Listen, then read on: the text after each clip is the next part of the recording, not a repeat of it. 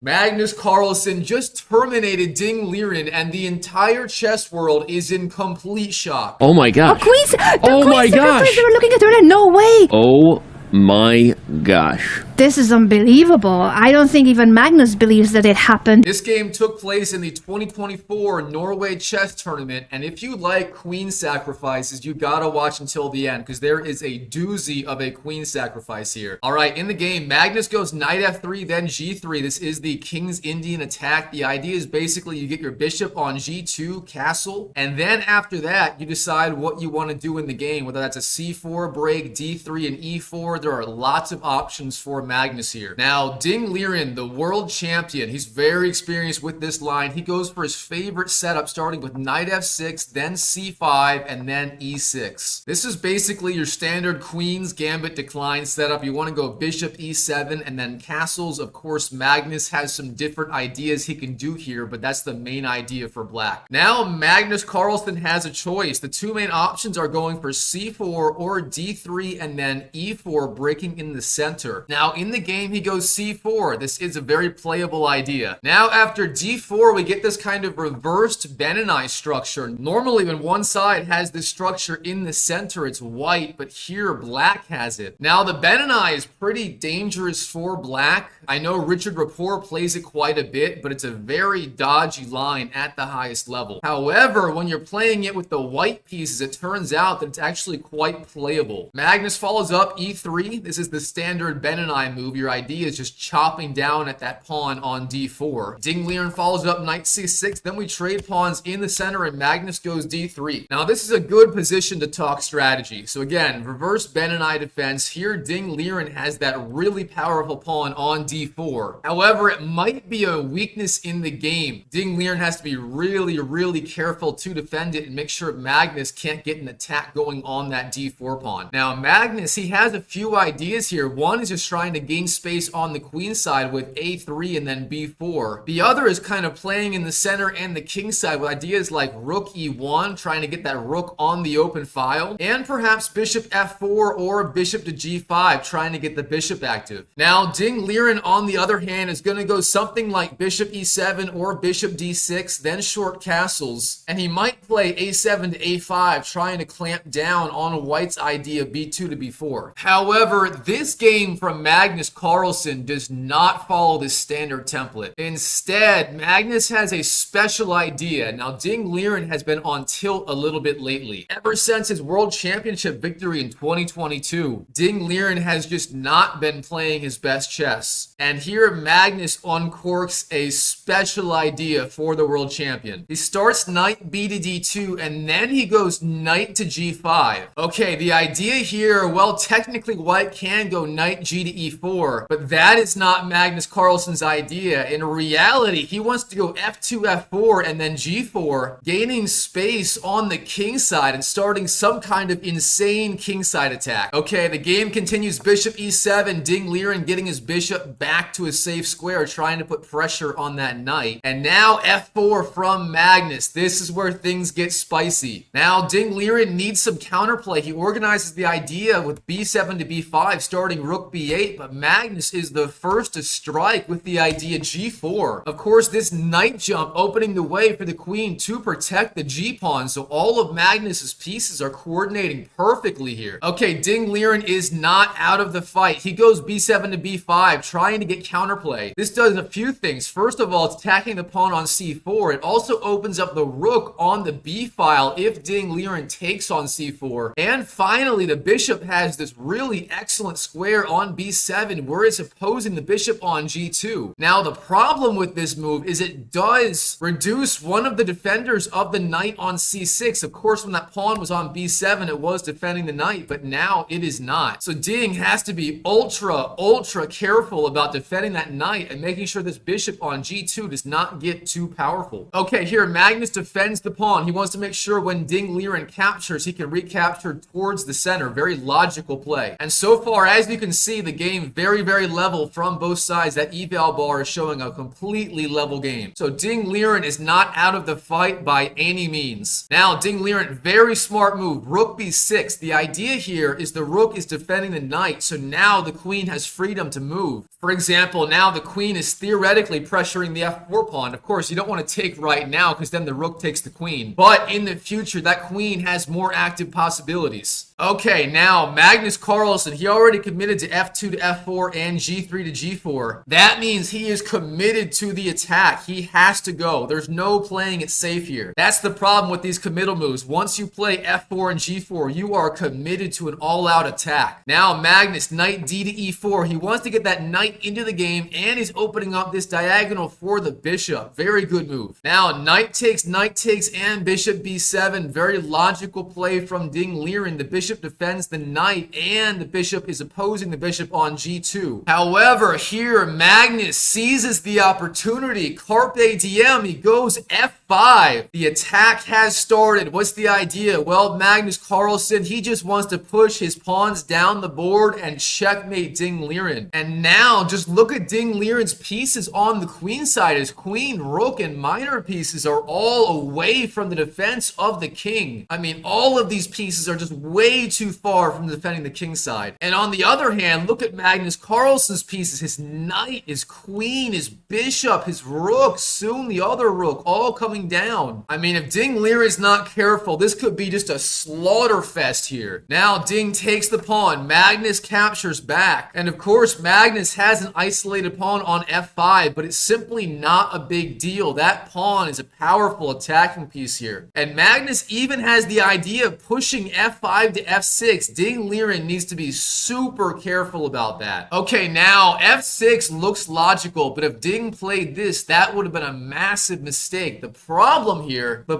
with that is Magnus Carlsen has the excellent idea of c4 to c5. The idea is you gain space on the queen side and try to disrupt the coordination of the black pieces. Now the rook has to go to a6, but then Magnus takes the open b file and just continues the attack. This is so dangerous. So instead of f6, Ding Liren plays knight to e5. The idea is now the bishop and the queen both control the c5 square, so c4 to c5 from white is simply not an option. Now the other excellent idea of this knight to e5 move is the rook on b6 controls the f6 square. So now if Magnus goes f6, is simply not a threat. Bishop takes, knight takes, rook takes, and even if Magnus takes the rook, here Ding Liren is just perfectly fine. The knight on e5 controls the g4 square. It's really hard for Magnus to get his queen into an attacking position. So instead of that, Magnus Carlsen on move 20 goes bishop f4, simply getting his worst placed piece into the game, and now that bishop pins the knight to the queen. That is a very dangerous setup. So of course Ding goes f6, bolstering the knight and stopping f6 ideas from Magnus. Very wise idea. But now look at this, rook a to e1. Look at these rooks. They are just perfectly placed. Literally all of Magnus Carlsen's pieces are lining up perfectly. And Ding Liren still has these pieces on the queen side that are cut off from the defense of the king. This is so dangerous, and here already Ding Liren makes a critical mistake. What does he do? In the game, he takes the knight on e4 with the bishop. What's the problem with this move? Well, after queen takes e4, suddenly Magnus Carlsen has tremendous pressure against the pawn on d4. It's actually really hard for black to defend it properly. Instead of bishop takes e4, Ding Liren should have played the move queen to d7. This move is sort of a waiting move, but it also pressures the pawn on f5 and defends the pawn on d4. Now, if Magnus really wanted to attack, the best way to do it is to take the knight on e5 with the bishop, then go queen g4. And here it looks like Magnus has this horrible attack coming with ideas like rook f3 to g3, maybe even f6, knight g5, queen h5 ideas. However, Ding Liren has the insane looking move rook to g6. What the heck is that? Well, the rook attacks the queen, and if you take the rook, Ding just takes the queen. The idea is the pawn on f5 is actually pinned to the queen. So now Magnus has to go back, rook e2. But then these f5 and e5 pawns get traded. Black takes the pawn on f5, then white retreats the knight, takes the pawn on e5. And here Magnus has a slight edge. Yes, that pawn on d4 is a little bit weak, but it's not that bad. And overall,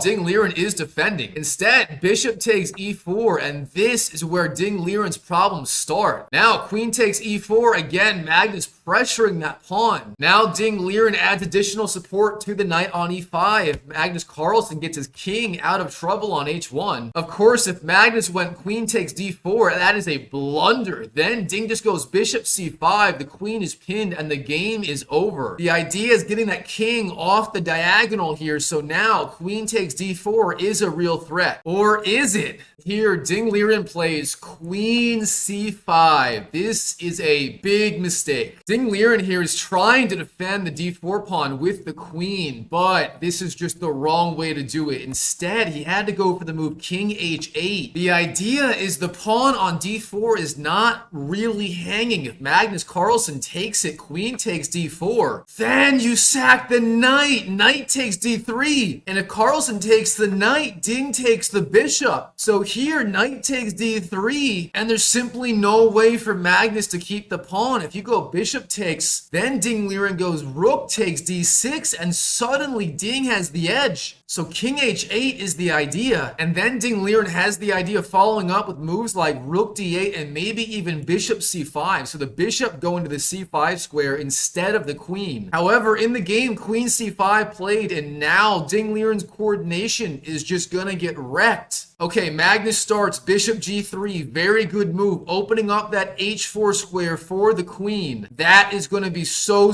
important later in this game. Of course, queen e2 with the idea queen to h5, also a very solid idea. Instead, bishop g3 on the board. Ding Liren goes rook d8, that is the right idea. Now, queen e2 from Magnus Carlsen. Again, eyeing that h5 square. Now, Ding Liren has to play the move king to h8. That is the best defensive move. Instead of that, knight to d7 on the board. Ding retreats the knight, but that is a big mistake. His idea is to trade bishops here, but Magnus says, no way, Jose. I retreat my bishop back to the f2 square, and now I'm pressuring d4. That queen is stuck there, and the rook has too many pieces blocking it from defending d4. Now, bishop e5, this is the regrouping idea Ding Liren planned all along, but here, Magnus has this insane attacking idea with his pieces. He starts bishop d5 check. Now Ding has to move the king. This is why king h8 was so necessary earlier. Now Magnus gets two tempos in a row, bishop d5 plus whatever else he wants. And Magnus goes queen to h5. This looks like the obvious idea. You want to go rook e4, then rook h4, and just checkmate Ding Liren. However, here Ding has the incredible defensive resource. The idea is rook b2, activating the rook, and now Ding has counterplay. I'll cover this in one moment. Instead of that, the key move for Magnus Carlsen, instead of queen h5, is the idea rook to g1. The idea is your queen stays on e2, defending the b2 square, then you just double up rooks on the g file, and you are just dominating. Here's what it looks like. Ding Liren retreats the queen, but then Magnus doubles the rooks. And here, Magnus Carlsen even has ideas based on sacking the rook on the g7 square. So rook g1 would have been insanely strong. Instead, queen h5 on the board. But Ding, oh my gosh, he is just not in form in this game. He does not find the idea rook b2. Of course, the idea here is if Magnus goes rook e4, you just go h6, and then Ding is defending. But instead of that on the board, instead he goes queen f8, and this just justifies Magnus Carlsen's play. Here, rook e4, and Magnus already has two dangerous ideas. One is rook h4, and the other is the queen sacrifice on h7. Ding has to find this. And instead, now Ding plays rook b2. Oh no, he should have played this move a move earlier. Instead, in this position, he had to play rook b2. But now in the game, it's just too late because Magnus already has the rook on e4. Now rook b2, and Magnus Carlsen does not miss his chance. He plays the kill shot. Yes, he sacks the queen, and Ding Liren resigns on the spot. The idea of king takes, Magnus goes rook h4, and yes, that is checkmate on the h7 square. Ding Liren simply not in form in Norway Chess 2024. Although he did have some good games later in the tournament, he is not looking good right now. I cannot confirm this for sure, but there are rumors Ding Liren had a really bad breakup following the World Championship victory against Nepo back in 2022. And of course, a lot of champions just have a hard time following a big victory like that in general. So a lot of people are predicting that Ding Liren will have things together for the championship match. I know Caruana has said that. Hans Niemann has also said that. So the entire world right now rooting for Ding Liren. We're just hoping we can get a good match in November between Ding Liren and the challenger Gukesh. So our prayers go out to Ding, but in the meantime, Magnus is just in form. He is winning every freaking tournament he plays. Now, if you enjoyed this game, you can watch one of my videos right here or right here, and I'll see you in the next video.